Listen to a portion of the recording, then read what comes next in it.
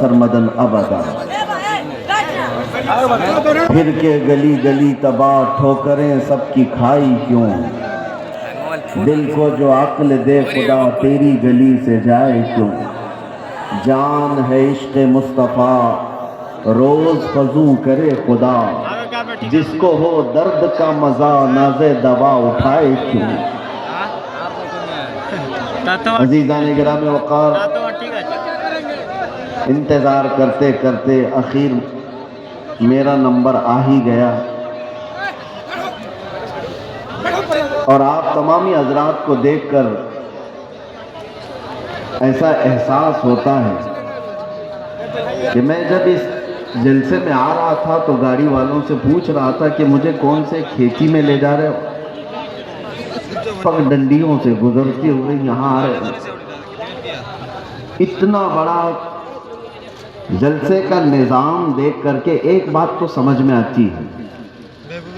سیمانچل کے لوگ صحیح ڈھنگ سے اپنا گھر نہیں بنا پاتے ہیں، لکڑیوں کے گھر، چھپر کے گھر، لیکن میرے مصطفیٰ کے نام پر عالی شان جلسہ تو ضرور سجا دیتے ہیں۔ اس میں کمپرومائز نہیں کیا جاتا، اس میں کوئی کمپرومائز، کہاں یہ جلسہ اور کہاں چھوٹے چھوٹے گھر، کوئی مطابقت نہیں لگتی، اور بہت بڑے بڑے لوگ یہ سب نہیں کرتے، غریبوں کے حصے میں ہی یہ کام آیا کرتا ہے۔ اللہ کے نبی صلی اللہ تعالیٰ علیہ وسلم نے جب مکہ مکرمہ میں تبلیغ شروع فرمائی تھی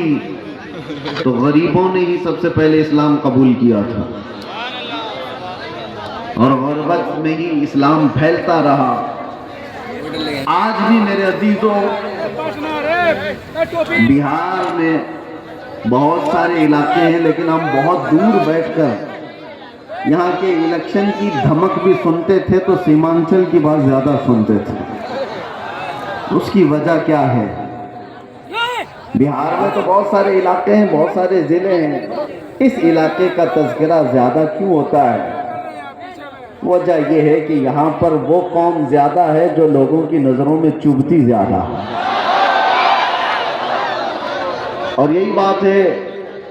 کہ دنیا کا ہر درندہ ہماری طرف دیکھتا ہے اور خونخوار نظروں سے مٹانے کی کوشش بھی کرتا ہے، اور یہ پہلی بار نہیں، چنگیز اس کے بڑے بھی آئے، ہلاکو اس سے بڑے بھی آئے، لیکن وہ اس دین متین کا کچھ بگاڑ نہ سکے۔ آپ بھی نہ گھبرانا، یہ جلسے کوئی ختم نہیں کر سکتا، اور نہ یہ نام ہمارے کبھی ختم کیے جا سکتے ہیں۔ کچھ بات تو ہے کہ مٹتی نہیں ہستی ہماری، کچھ بات تو ہے کہ مٹتی نہیں ہستی ہماری، صدیوں رہا ہے دشمن دور زماں ہمارا، یونان و مصر و روما سب مٹ گئے جہاں سے، باقی مگر ہے اب تک نام و نشاں ہمارا، توحید کی امانت سینوں میں ہے ہمارے،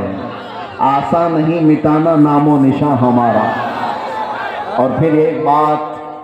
بات، باطل سے ڈرنے والے اے آسماں نہیں ہے ہم،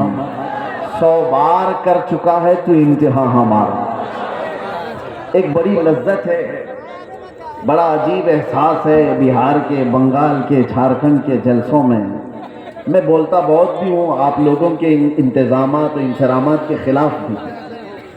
رات بھر سجاتے ہیں، اور بہت سارے اس کے جو نیگیٹو پوائنٹ ہے اس پر بولتا بھی ہوں، لاکھوں کا خرچہ کرتے ہیں بہار میں، جلسے زیادہ کرتے ہیں، اس پر بولتا بھی ہوں، لیکن دل میں ایک احساس یہ بھی ہوتا ہے، جیسی تیسی ہے قوم،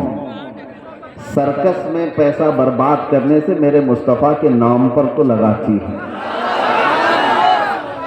کسی اور جگہ پر ان کو چھوڑ دیا جائے تو شاید پتہ نہیں مجرے کرنے والوں کو دیکھیں گے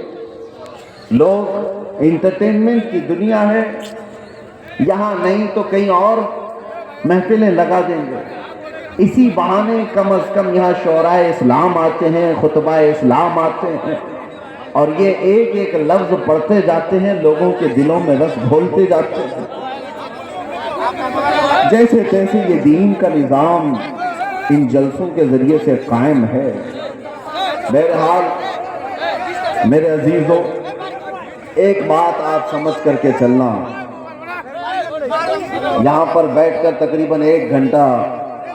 مجھ سے پیشتر حضرت مولانا صاحب نے چندہ بھی کیا بہت مسجد کے لیے۔ بہت لوگ سمجھتے ہیں کہ مولانا لوگوں کا کام ہی کیا ہے، چندہ کرنا، رسید لے کے گھومتے رہتے ہیں۔ تمہیں اندازہ ہے دین کا یہ سارا نظام اگر یہ مولوی نہیں ہوتے تو پتہ نہیں تم کیا کر رہے ہوتے۔ یہ مدرسے، یہ مساجد کی مینا، یہ ساری چیزیں ان لوگوں سے قائم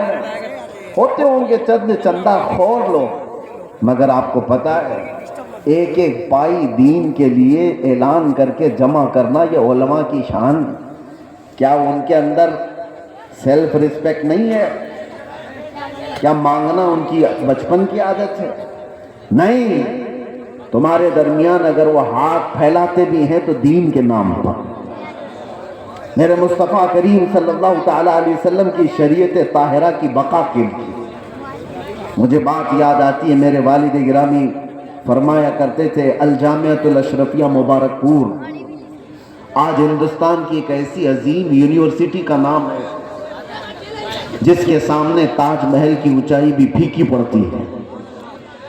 تاج محل تو لوگ ٹکٹ دے کر دیکھنے جاتے ہیں اور فوٹو کھنچوا کر آتے ہیں، مگر الجامعۃ الاشرفیہ وہ ایسی جگہ ہے جہاں انسان بنائے جاتے ہیں، علماء ربانیین کی ایک بڑی جماعت پیدا ہوتی ہے۔ جب اس کی تعمیر کا مسئلہ تھا، بانی جامعہ اشرفیہ مبارک پور حضور حافظ ملت رحمۃ اللہ علیہ اسی طرح اعلان کر رہے تھے کہ کوئی ہے جو لا کر کے جامعہ اشرفیہ کے لیے کچھ سپرد کرے۔ آپ کو